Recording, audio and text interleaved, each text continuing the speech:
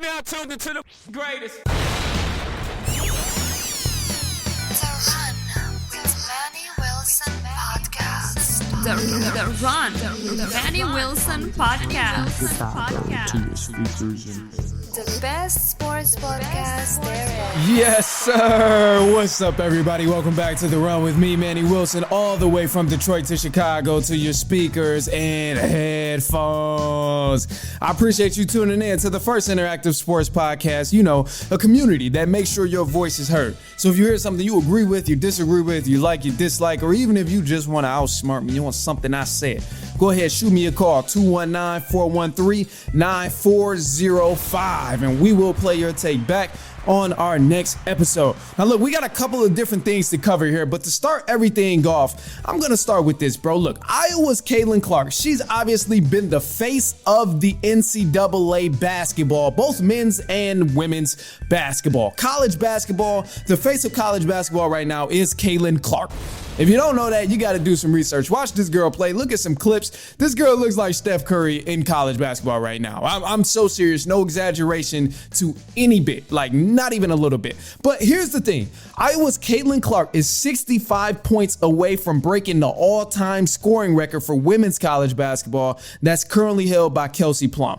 But even greater, here's another thing that makes this like so much more special is because not only is she going to break the women's college basketball record, she's 205 points away from becoming the all-time leading scorer in college basketball history, both men's and women's basketball in college. Insane, absolutely insane for her. And this is a Pistol Pete record here. So, those historians out there, just know this is a legendary record here. And I'm going to tell you, she's going to break the record because, bro, there's 7 games left until the tournament starts. There's 7 games left of this regular season, and she averages 30 a game, 34 to be exact, but she's giving you about 28 at a minimum each game. 7 games times 30, 210 points. So she's going to easily get that 205, and I'm so excited about it, but she still has the March Madness to go through, all of those different things as well. So the reason I even bring all of this up, though, is just to let you know, like, women's college basketball will continue to evolve and become bigger and better than men's college basketball a lot sooner than we think. So people think this is far out. They see the WNBA progress and they see the women's college basketball progress, and they're like, oh yeah, at some point, women's college basketball is going to surpass the men's college basketball. I'm here to tell you right now, look, this is already the case, bro. I mean, they have a more concentrated pool of talent in women's college basketball right now. If you're an elite talent and you play basketball as a woman, there's only this one space you can go to show off your talent. There's about 7 or 8 different women right now that are putting on consistent big shows every single time they step on the floor because they have no other option to go play basketball. When you think of the men's college basketball and this age group that they're in, 18 through 23 college basketball, they got so many alternatives, which is why it's kind of hurting college basketball right now for the men's sector. And obviously, they're the same, company, wherever you want to call it, same brand of NCAA. But in terms of men's basketball, they're feeling this impact because guys have so many different alternatives to go play basketball.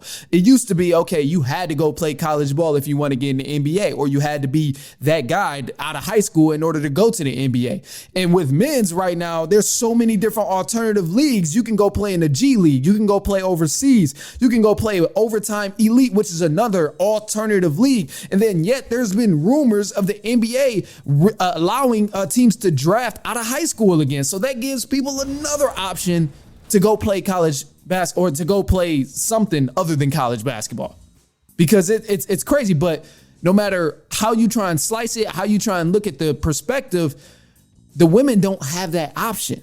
They don't have that option at all. No matter how corrupt the NCAA gets, no matter how corrupt the NCAA are, like, women have to go play college basketball if they want to make it pro. That's literally their only option. If you're an elite basketball player as a woman, you got to go one place and one place only, where all the good women and all the sweet women are playing basketball, which is the NCAA. And I mean, another thing too, you don't really see here, which I love out of women's basketball, and I hope they don't change this because it's really turning out to help them a lot, is that, you see the best of the best all in this one area, but there's no one and done rule. You're at least playing 3 years if you're a star in women's college basketball right now. You can't get drafted from high school, so you got to go play at that next level. And there's going to be more and more competition year after year because as all of these elite women play basketball in this small space with women's basketball, the competition is going to rise because you got stars freshman year putting up 50 points. They got to stay around for another 3 years.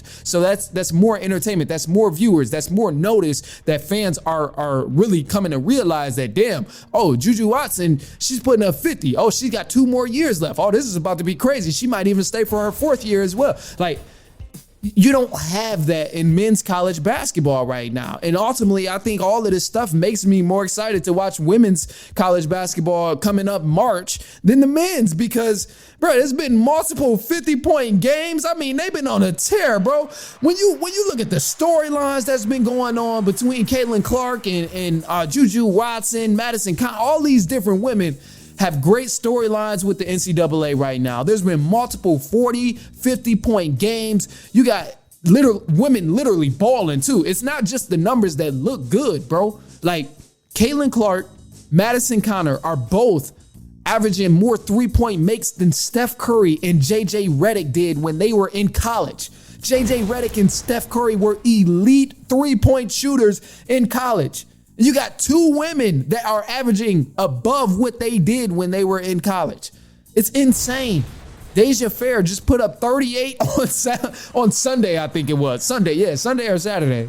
Juju Watson put up 51.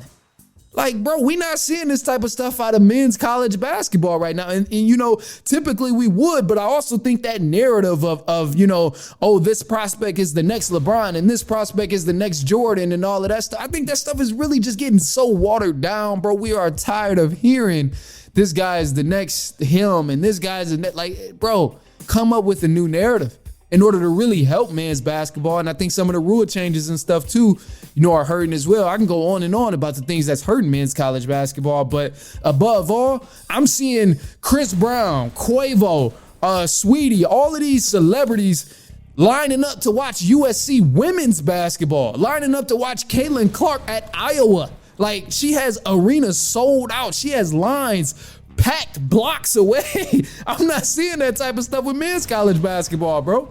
Like, it's insane to me. And even when I think about last year too, and like, this is my final point, I'll wrap up here, but like, thinking about last year in the championship games with college basketball, we already know right off the bat, Iowa played LSU, and that was a tremendous game. They played the day before the men's game, and it was absolutely insane.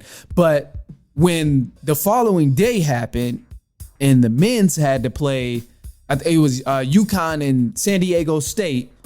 Yeah, I think it was San Diego. When men's had to play UConn versus San Diego State in a championship game, it just wasn't even the same, bro. It wasn't even as intense. None of that. It was like just it wasn't the same. It wasn't the same. Like, the game wasn't as good. Like, it's just different, bro. It's just different. And I've always been a firm believer that, you know, with women's basketball, they have to be a lot more tactical. They have to be more decisive. They have to be sharper with their moves because they can't rely on athleticism to bail them out of bad situations that they get themselves into. Like, we watch men's college basketball, and yeah, obviously the main thing is, oh, are these guys dunking? They can't dunk, whatever. But a lot of guys are just athletic, and that's the only reason they're even playing college basketball. Whereas women's college basketball, no, you got to have some skill. You just can't be athletic as hell and people love you. No, you got to have skill. You got to know how to shoot. You got to know how to dribble. You got to know how to create a shot. You got to know how to have footwork on your offense. You got to play defense. Like, all of these different factors are part of the reason why we're seeing such great talented women in college basketball right now, and people are actually taking notice. So I'm loving what I'm seeing, bro. And it's so dope. It's so dope to watch. So I'm super excited for the tournament. Man, I'm excited for the tournament. I don't have a pick or anything yet, but I'm gonna leave you with this. South Carolina right now are 21-0. 21-0. They haven't lost a single game. And I believe they got 3 people on their team averaging double digits right now. So that alone tells you, if you're going to watch some college basketball, first start with Iowa, because you got to watch the Caitlin Clark show, and then watch South Carolina, because they're going to have some good basketball. You're going to understand what I mean when I say they play good basketball. So I'm going to just leave it there. And then look, we got a side note here as well. This side note is completely unrelated, but the game is about to change, y'all. I'm going to tell you right now, the game is changing. And not just one sport where basketball, football, none of that stuff. I mean, Olympic games are changing. So billionaire investor Peter Thiel is planning to create an Olympics on steroid event that allows athletes to use steroids and more drugs to compete. Now it's said it's going to feature 5 different sporting events: swimming, gymnastics, weightlifting, track and field, and combat. Now I love this idea, bro, because I think ultimately it's going to put pressure on the Olympics to kind of reassess that substance abuse policy. Not saying that, they're going to allow steroids at some point or all of that. And they might do that. But I like it because it's putting pressure on them, because once they see people in this league beginning to break world records and stuff by a large margin or surpass Olympic athletes who are gold medalists, they're going to want to have that conversation of, okay, what can we allow? What won't we allow? What certain things is harmful to people, what things is like okay and what's not okay. Because as long as people are safe, I personally don't see a problem with it. Like if people are safe, it's fine. And it's always been that argument of, oh no, you got to be 100% fair. You got to be 100% honest. It's just supposed to be natural ability, all of that stuff. But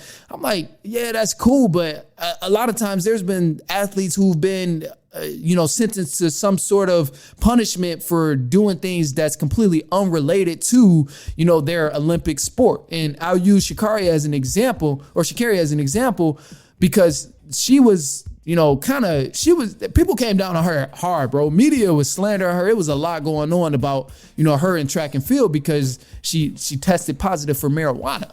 But I'm like, at the end of the day, the reason she gave for that was saying because it's just been a lot of pressure going on, a lot of different things of media, fans. Like, she became a star, within a 3-week period and had to adjust to all of that. And I'm sure she might have used it before and whatever and cleared her system, all of that. But it's like, either way, she was still a very, very talented athlete, one of the best to ever run in the world from out of the women's section. So it's like, still, I think it's a balance in between substance abuse and what should be allowed and what shouldn't be allowed. Now, I think with this event here, it's going to be interesting because I do like it, and I love that it's multiple sports, but it's said that there's already been venues out there, and they're going to give more information about when and how on a yearly basis starting April of this year is like when more information will come out. Multiple reports have said that. And, I think it'll just has a lot of potential in terms of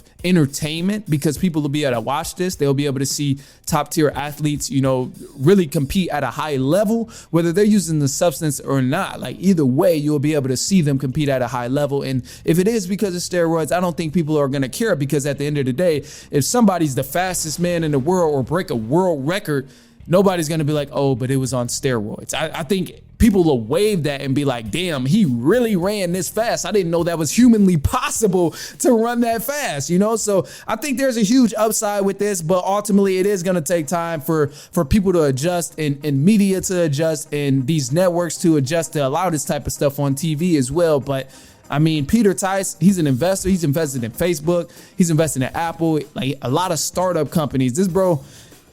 This dude got some money. So, and it said he got multiple investors as well, according to multiple reports. So hey, it's going to be interesting. I don't know. It's going to be cool to see. And I think this is a conversation that we'll revisit a lot in the upcoming year. So it'll be cool. But look, we got some news coming up. Obviously, this is Super Bowl weekend later on in the week. So, we got to give our quick prediction and who we think is going to win and why we think they're going to win. So stay tuned. We got some news. Feel free to shoot us a call as well. 219-413-9405. If you heard something you agree with, you dislike, you like, or maybe you want to outsmart me on something. Maybe you don't like my women's college basketball take. Go ahead, shoot me a call on that. 219-413-9405. But look, we got some news for the run coming up in just a sec, and also Super Bowl predictions. All right, we'll be back in just a sec. It's halftime. Let's do it.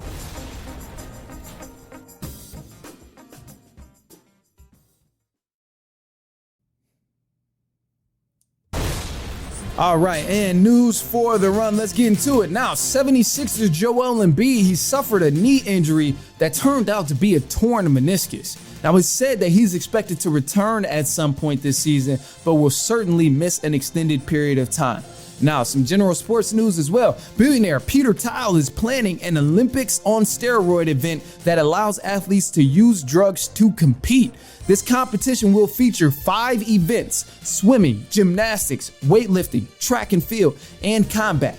Now, Thiel and his investors are planning to hold the event at least once a year at already existing venues, according to multiple reports, and more information is said to come out early April of this year, 2024. Now, moving on to the NFL here, the Washington Commanders have officially hired Cowboys defensive coordinator Dan Quinn. Now, along with Dan Quinn, the Commanders have also hired Cliff Kingsbury as their offensive coordinator. So here's something to think about, because there's a speculation that the Commanders will draft the USC quarterback Caleb Williams in the draft with the number 2 pick, because Cliff Kingsbury and Caleb Williams have a history together. Cliff Kingsbury, he coached Caleb Williams when they both were at USC, and they have that history there, which is part of the reason people are saying the Washington Commanders brought him in. That way they can sway Caleb Williams over to Washington. However, the Bears do have the number 1 pick, and they are not trading it, according to what I've seen from Adam Schefter and other NFL analysts and stuff. They've said that the Bears are not going to trade the number 1 pick. But this is the thing.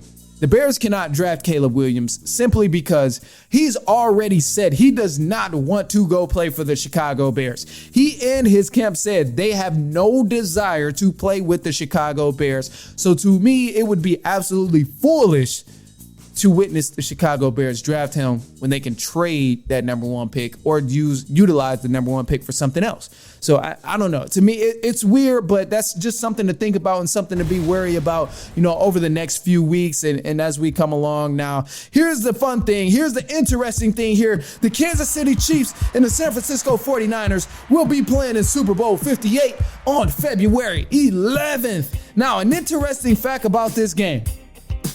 The Kansas City Chiefs have won 5 of their last 6 matchups against the San Francisco 49ers. The last time the 49ers beat the Chiefs was back in 2014. So damn near 10 years ago, if you're talking about regular season or when you speculate when this game actually happened. But just about 10 years ago was the last time 49ers beat this team.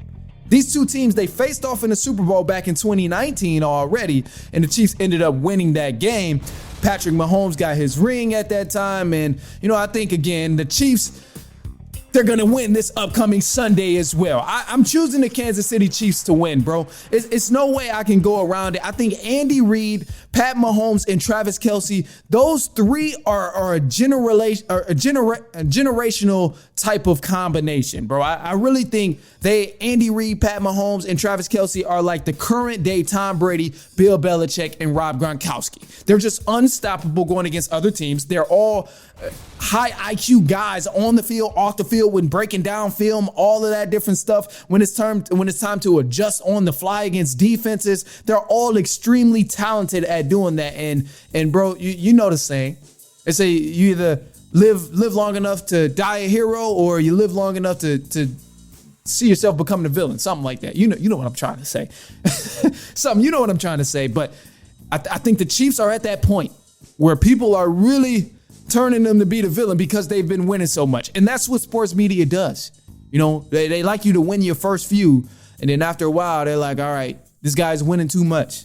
They're too good. We've seen it with Tom Brady, Joe Montana, Michael Jordan, even teams, the Golden State Warriors, they're finally falling apart that some people are super happy about. The Lakers were there at one point. The Spurs were there at one point. The Kansas City Chiefs, New England Patriots. The list goes on and on of the teams, who were glorified at first when they began winning, and then now all of a sudden they became hated because they started winning too much. And this is how I know when a team is on the verge of greatness, because you see this happen every era. You see this happen every time someone becomes instantly dominant. Like Kobe, LeBron. Again, I can keep going with examples, but I'm not going to do that. But people start hating for no reason as soon as you're on the verge of greatness. That's what we've witnessed. Pat Mahomes ain't did nothing to nobody. Pat Mahomes ain't no guy who's in the media talking trash or nothing like that. He ain't did nothing but win ball games against your favorite player. Like, that's it. Travis Kelce ain't did nothing to nobody. He don't be out here acting reckless on the media or saying anything that's controversial. No, the only thing he did was take Taylor Swift away from anybody who wasn't going to get her anyway. Andy Reid definitely ain't did nothing to nobody. Andy Reid done employed half the NFL with jobs that he's won from his past. Like, the Chiefs organization as a whole, they ain't did nothing wrong. They ain't did nobody wrong with contracts. They ain't did nobody wrong in terms of paying them. None of that type of stuff. The Chiefs have been a great organization as a whole, and the players have been great on the Chiefs as well. So this is how I know that people are just starting to hate because the Chiefs are becoming too good. And when it comes to breaking down football, you just got to give these guys their respect, bro. Andy Reid, Pat Mahomes, Travis Kelce, and then a lot more other guys on the team too. I just use them because they're like the head of the offense right now. But they're really, they've already solidified how great they are when it comes to breaking down film and actually coming up with the game plan that's going to win them a ball game, man. And this is part of the reason why I want the Chiefs to win. This is really part of the reason why I want the Chiefs to win. And I think I'll say this and then I'll wrap up. I think people have to stop judging some of these teams, these winning type of teams, by what they do in the post or in the regular season. People judge the Chiefs on what they do in the regular season all the time, and it's like, bro, when the games matter, they win.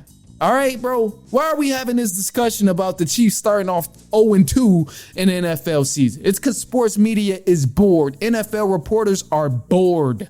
Every time the Chiefs are in a game where they need to win, we see them close out that ball game and win the ball game. You got to remember, certain teams get bored after winning for so long. When you think about the great teams that's been out there, they get a little bored, bro. They sometimes they take a night off. Sometimes they take a week off, and depending on the sport, like they get a little bored. And I use the Warriors as a perfect example of, don't really judge a team until, they're performing in these crucial moments. That's when you really want to judge them on how well they really are, because we've seen the Warriors win multiple championships. We've seen LeBron win multiple championships. But at the end of the day, whenever the season starts off on game one, them boys all just be flat. They be having to adjust. They play bad basketball. We see them go on losing streaks, all kind of stuff that doesn't look good. And I think the Chiefs, they done caught that bug a little bit because they're so excited of going to the postseason each time, playing a great team, winning ball games, winning there when the game matters most, that when you play week one against the Las Vegas Raiders, you don't really care that much. Or when you play week two against the Detroit Lions who are fighting for survival, you don't really care that much. And that's not the way it should be, but that's just the way it happens when you win over and over again. Think about anything you've ever won in, if you're a winner, like that you've consecutively won in time after time. Eventually you get a little bored. You're like, all right, let's do something else. It's getting too easy for me, right? I don't know. Some of y'all might not be able to relate to that because I don't know if you be out here winning or not. But I'll put it this way. Look, I'll leave you with this thing here, man. Andy Reid has led his team to a Super Bowl. This current Kansas City Chiefs team, to a Super Bowl in 4 of the 5 past NFL seasons. Now, prior to Andy Reid, the franchise went 49 straight years without a Super Bowl berth. And now they're back at it. They're clearly a dynasty, and I'm loving it, bro. I hope they go ahead and secure this ring that they're supposed to win against the San Francisco 49ers, bro. I think it's going to be a great game ultimately, but I do have the Kansas City Chiefs winning this ball game. But look, that's all I got for y'all today. So I appreciate you if you've been hanging with me. Go ahead, shoot me a call, 219-413-9405, and we'll play your take back on our next episode this upcoming Thursday or Friday, sometime later on this week. But anyway, look, I appreciate you for tuning in. Send this to a cousin, a brother, an aunt, an uncle, a niece, a nephew, anyone you're close to. I promise you they won't mind. Follow me on Instagram at The Run Podcast. You can follow my personal as well at I am Manny Wilson. But until then, we will be back later on this week, and we'll probably talk a little bit more about the Super Bowl as well, but we'll have some other topics as well. Thursdays is always kind of chill. But anyway, look, we'll be back later on this week, and so on and so on and so on.